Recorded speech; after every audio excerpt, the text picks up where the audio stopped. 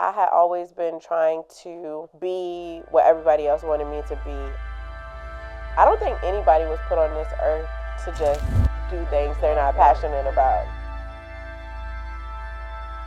I got into what I am doing it because I love to learn, and I feel like there's no better way to learn about life than talking to other people. Yeah. Hey, Shanique, thank you for taking the time out to chop it up and talk about your life and your aspirations, inspirations, and up to where you are today. So to start off, we were talking off camera about some challenges you faced in the entertainment industry and in the broadcast news side of it in particular. Just hearing a lot of no's, or you might not be quote unquote right for TV or what have you. Do you mind talking about some of those challenges and how you've evolved and gotten to the point where you are today, just living in your truth and living in who you are as a person? Yeah, for sure. So growing up, I knew like I wanted to do something like in television or either writing. And so by the time I started college, magazines were dying. So I was like, oh, they were like, no, magazines are dying. You can't do that. And I'm like, okay, cool. And so by the time I got to VCU, I was like, I'm going to do broadcast journalism. I'm going to be a sports reporter. I love sports. I love like commentary. This is my end all be all. But I quickly learned that there were like just different things like that come with being on television, especially not now necessarily, but like back then. And it's so odd to say back then because I'm not that old. but but for instance, when I was at VCU, I actually had a professor that was like, hey, do you want to go by your middle name? Because my middle name is Liz, Liz, just Liz. And my first name's Shanique. And they were like, oh, Shanique's kind of urban. And I had never had anybody say that to me ever. Like, so I was like, what do you mean? Right, like, you know what he's my really name trying is to a say, mix right? between my name, like literally it's super black, but it's my Nana's Sha from Sharon and then Neek from my auntie Monique. Like, so I was like, wow, that's different. I had always been trying to be what everybody else wanted me to be. And I think like those no's along the way, like I was like, no, I can carve my own lane. Like I can write and I can do on camera work. I used to get so upset when people would say no and like, oh, you can't do this. And I would like let it affect me. But I've learned over the years that I always figure out why. Like the reason for the no always comes in another blessing. So I'll jump back up to the prepare, pray, and praise motto. I heard that's what your nana says, and I'm sure has like ingrained into your psyche. How did those words keep you through like a time like that? Because I recall that being some of the toughest times really in your life, if I'm not mistaken. Yeah, it was just hard. And it wasn't just hard off of the strength of like just professionally, just personally too. It was like post grad depression. So it was like, what do I do next? I was living on my own and then like finding my way outside of like my family, like my identity. So like that was challenging in itself. I think that saying like really helped me because like at the top of 2019, like I went on a fast. Like I didn't, like I was on like some eat, pray, love type of situation because I had experienced like what I felt like was like the worst heartbreak of my life. So I was like, this is horrible. I think I really sat down with myself and I didn't have anything to do but to get one-on-one with God. Like, and we were just talking. I was like, this is what I need. Like, this is what I'm trying to do. Like, I don't know how I'm going to get it. But I just kept believing in myself. I kept believing. And I just really, I went from Bon Secours to working social media at T-Mobile. And even, I was like, oh, this is a cool job. It's remote. It allowed me to, like, travel and visit my friends and stuff. But I still wanted more. And so I continued to pray, and then I like hit my mentor up. She's from Dinwiddie too. Her name's Keisha. Keisha Taylor. Keisha. Yeah, shout out to Keisha. And so I hit her up because I was like, I want to move. Like I want to move to Atlanta. I had hit Keisha up and I was like, if you know of anything, please let me know. And so she told me about Aspire TV and I was like, okay, cool. I was in Atlanta, visited there in May. I met the GM at Aspire TV. We chopped it up. And, you know, when we left, one thing I always do is when I meet with people, like, not just people, but, like, everyone in my life knows, like, I am the queen of handwritten letters. Like, that's my thing. I mail my friends letters. Like, I like, that's just how I operate. So I mailed her a letter. Came back home. That's May, so I didn't hear anything. But I kept telling people, like, I was like, yeah, I'm moving to Atlanta. Like, I'm moving. Da da da da. So even went back and looked at apartments and everything. I had no job lined up. I think my nana mentioned that, and so I had no job lined up. My lease was ending, and then Aspire finally hit me back. Was like, hey, could you come? It's a contract position. It's not full time, so you don't get benefits. Could you get here next week? And I was like, oh, yeah. Like, and my mom came to my apartment. We packed it up. We packed up my Nissan. And I think what I got in that message was like, just trust God. And so I move like that now. Like, I just be operating off of faith. And if I find myself not doing that, I'd like take a step back and like reset. So that's why it's like, okay, I'm praying for this. Then prepare. I feel like God's not going to bless me if I'm not prepared for it. So like, what do I need to remove? What do I need to do better? And then when it gets there, just show gratitude. Like, I have so much gratitude for like just the littlest things. Like, so yeah, it's been working so far. That's what's up. So this next segment is my favorite part of the interview. So okay. I have a couple photos that you'll scroll through, and with each one talk about like what it means to you. Obviously you have no idea what I picked. Oh my gosh. With each one, just kind of scroll slowly to the next one. But here's the first one. Okay, so this means to me one of the reasons why I wanted to become a journalist and why specifically I wanted to do something around music. Brown Sugar is like my end all be all. And recently I actually got to tell Sanaa like that Sydney Shaw was the reason I became a journalist. So that was like a top career moment for me. And yeah, like I feel like I'm the perfect verse over a tight beat. Yeah. So you have that like all over. Yeah, that's everywhere. Everywhere. Like that's my mantra. Yeah. And that's probably gonna be my next tattoo. That's dope. That's so funny. Okay, so then scroll. Yeah, slow scroll to the next. Okay, Diddy. It's funny that Brown Sugar is the first picture because the movie line, "When did you fall in love with hip hop?" For me, this picture of Diddy is connected to that because I remember specifically I was down the road at my great grandma Pearl's house and my cousins were playing All About the Benjamins. Mm-hmm.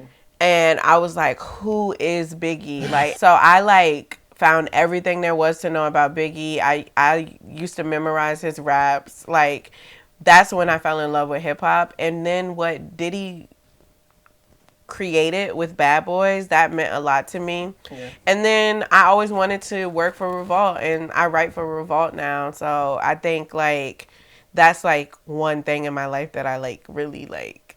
I've manifested a lot of things, but like that was like insane. A lot of full circle moments for sure. Yeah.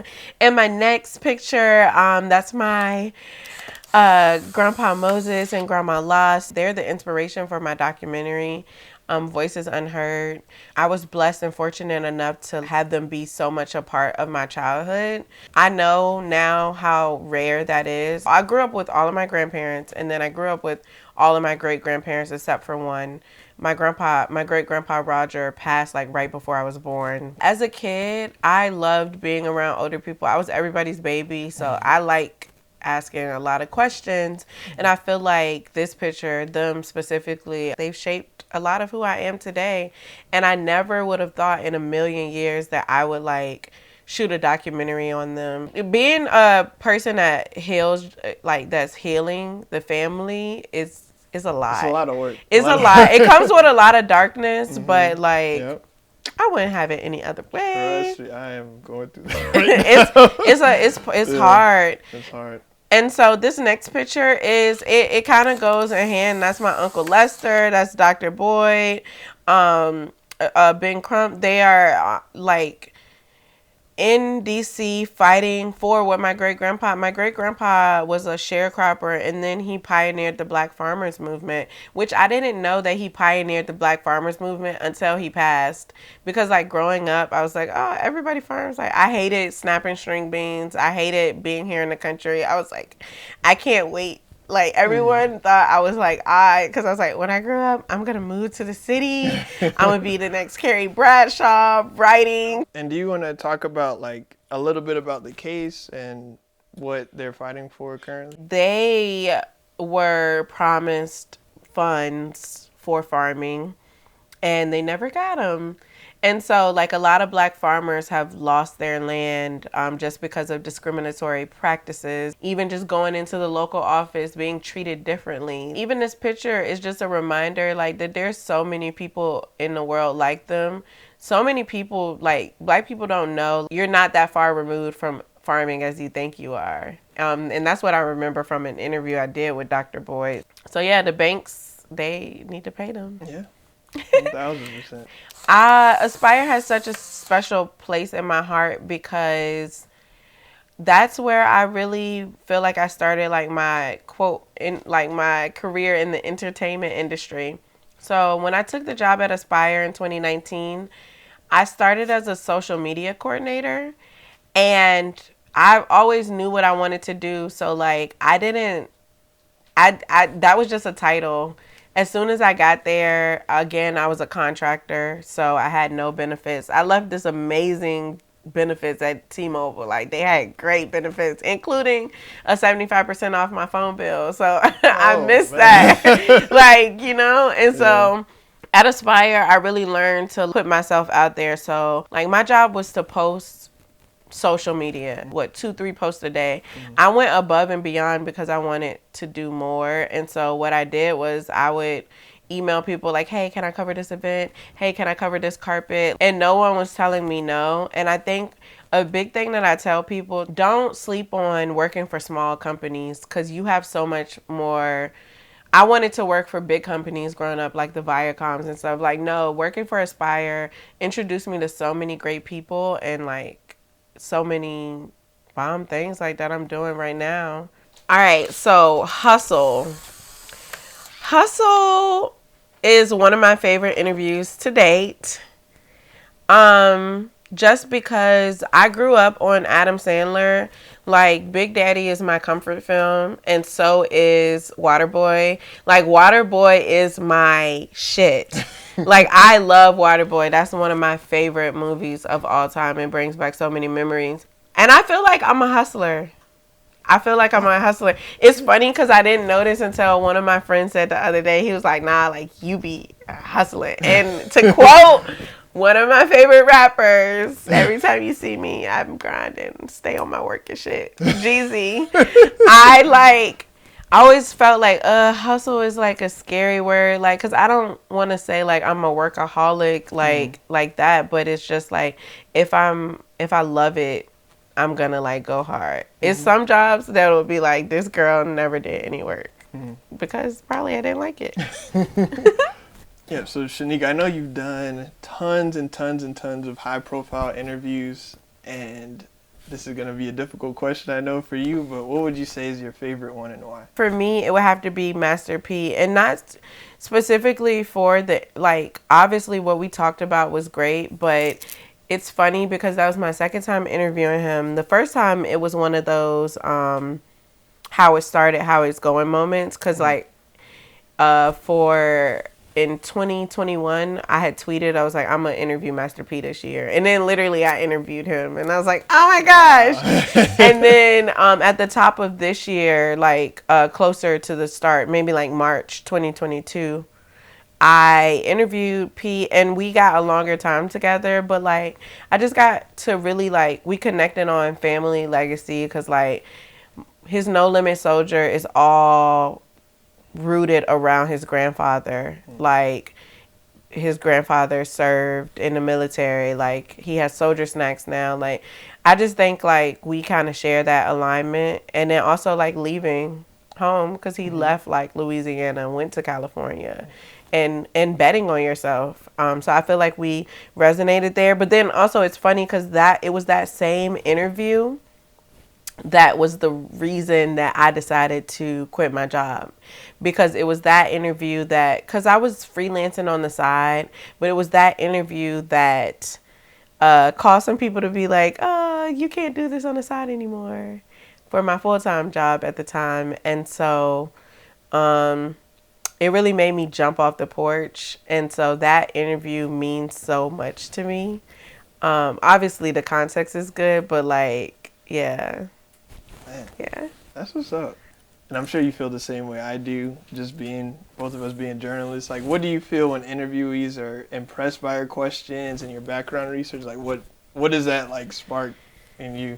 Man, that is like the number one feeling in the world. Like, that's like a top moment for me. I want my platform, whatever I'm doing, I want it to be a safe space for people to share their stories, whether that's Usher or my nana, you, it doesn't matter. Like, I just want to talk to people. I've always loved talking to people. I've always loved asking questions. And so I just love that when they're like, ooh, like, good question. And it makes me so happy. It's funny because, like, I'll be on the other side, like, smiling super hard because I'm like, yeah, like, made you think. I got into what I am doing it because I love to learn. And I feel like there's no better way to learn about life than talking to other people. Yeah, that's real. I don't know what it's just like a blast of, like, dopamine when you, especially if it's someone you idolize, you know what I mean? And then they're like, oh, great question. Yeah. I was even watching your, like, your highlight reel. And then, you would do all these interviews and then be, oh, great question. And then jump to the next person. Oh, great question. It was cool because I knew that means, like, a lot to you. It means so much. You know, so. So kind of switching gears to, affirmations and believing in yourself. So I'm aware that you have a mason jar that I believe you put different affirmations or things you want to do in the future in it. How did that start, and what things have you crossed off over the years? My friend Mecca in college, she put me on to making vision boards.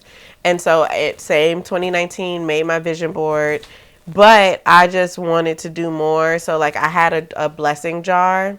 And what I did was every day I wrote whatever blessing happened, I put it in a jar. And so at the end of the year, I poured them all out before the new year came, and I read them all. It was like basic stuff like, today somebody paid for my coffee, or some bigger moments like, today I met Diddy. Pray, prepare, and praise is something that kept me going for a really long time because it helped me to like not focus on what wasn't going right.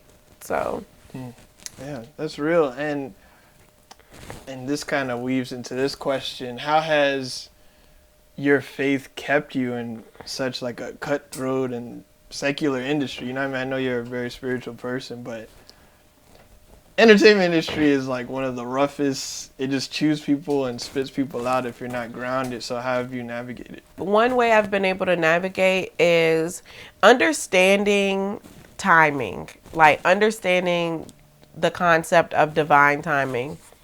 Because had I gotten all of this when I first graduated from VCU, I don't think that I would have walked in it as I should have. Like, I don't think that it would have been the same sense of gratitude, the same sense of maybe like, I think the hunger would have been there, but I just think like I appreciate it so much more. Now, my biggest thing, like, forget the interviews, like, forget all of that other stuff. Is like, for me now, the biggest thing is like, I want like another little girl who looks like me to be like, yo, I can do this. Cause like, I didn't really have anybody like that. I didn't have a blueprint. Like, that's funny. I had no blueprint. I only had people around me that were doing dope things, like my mentors who are both from Dinwiddie. Allison Tucker, she's in DC. She works in sport, like she used to work in like sports marketing and stuff like that. I never wanted to do marketing, but I just always bothered people, and I've just always had the faith like, when people ask me, they're like, "Oh, did you ever imagine this?" And not in any cocky way or ever. I absolutely did, but I just didn't know how I was going to get here. And then even now, it's like the fact that you're like, "Oh, I want to interview about your journey," and I'm like, "Whoa!" Like I feel like I'm just getting started. Like I still feel like there's so much more I want to do, and so again, I never would have thought like, hey, I'm going to be owning my own business. Like, I never thought those things. And like, I'm not going to lie, it's really crazy and it's hard to keep the faith. It's so hard. And I have such bad days. But one thing about it is that I just reflect back on so many moments that I feel like that should have been the end. And I just feel like God has brought me through so much stuff. I have this saying in my room, and it was on my desk. It's like, to not believe in myself is to not believe in God. Because, like, Gospel. come on now. Like, it's like, it has to work. Mm-hmm. That's really how I operate in life. It has to work. And if it doesn't work the way that I wanted it to work, it's going to work out way better than I ever would have imagined. I'm trying to get into a place where I don't operate off of what Shanique's want. Like at the top of this year, I was like, I want whatever God wants for me. And God has wanted a lot for me this year. So I'm thankful. I'm so grateful.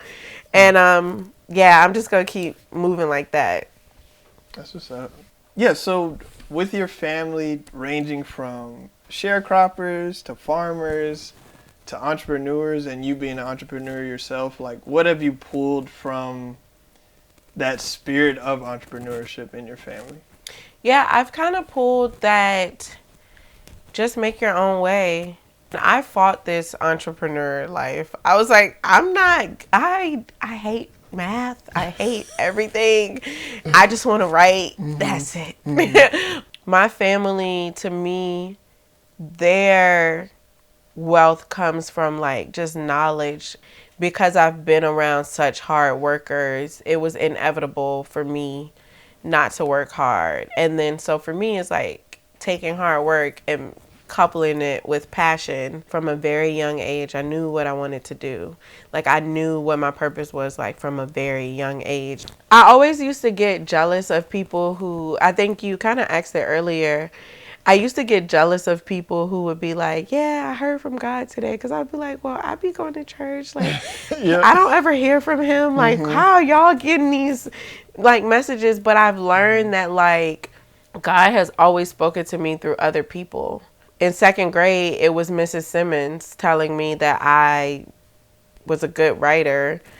I never in a million years was like, oh, I'm going to grow up and get paid to write, like, or I'm going to get paid to talk to people.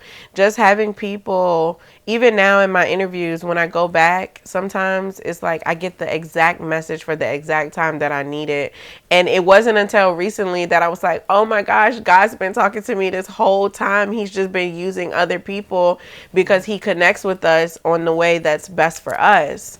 And just to wrap up here, and I always ask this question, how has the DMV, and in this context, I mean the DC, Maryland, Virginia area, I know we get territorial as Virginians, but how has this tri-state area shaped your story? Yeah, I think people from Virginia have a different type of sauce. And I don't say that like to be biased or anything. Like, I mean, I am a little biased, but I think the cool thing about Virginians is I can always spot out somebody from Virginia no matter where I'm at. Even in Atlanta, I'm like, you from Virginia. Like, and I usually be spot on because it's like we march to the beat of our own drum because Virginia has so many different cultures. So you have people in the 757 area that have like the beach influence. You have people in Richmond, like and then you have country part of Virginia. It's like when I tell people, it's like, oh, farmers in my family, they like, I get really annoyed. I get really upset and offended when people are like, oh, Virginia isn't the South. And I'm like, bro, like what